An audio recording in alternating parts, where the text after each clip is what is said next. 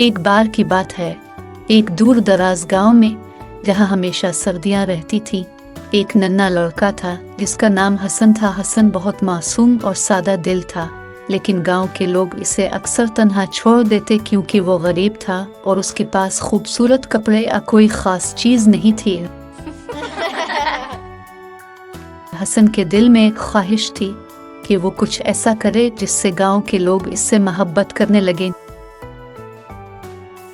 एक दिन हसन अपनी माँ के साथ जंगल की तरफ चला गया ताकि कुछ लकड़ियां जमा कर सके।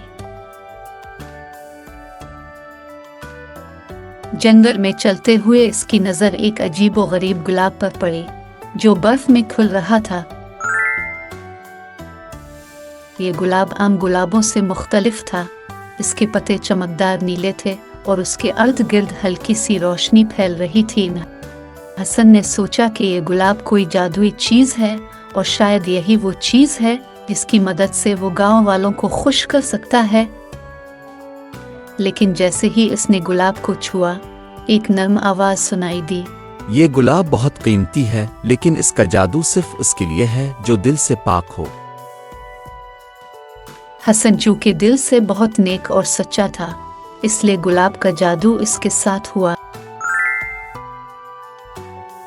अचानक गुलाब ने हसन को एक नायाब ताकत दे दी जिसकी मदद से वो बर्फ से खूबसूरत चीजें बना सकता था। इसने गांव वालों के लिए बर्फ से शानदार मुजस्समे, मकानात और पिल बनाए। गांव वाले हसन की मेहनत और उसके तख्लीकी काम से बहुत खुश हुए और उसे दिल से पसंद करने लगे। हसन की जिंदगी में वो गुलाब हमेशा एक निशानी के तौर पर रहा कि इंसान का दिल अगर साफ हो तो वो कुछ। सर्दियों के इस गुलाब ने न सिर्फ हसन को इज्जत दी बल्कि गांव को भी खुशियों से भर दिया।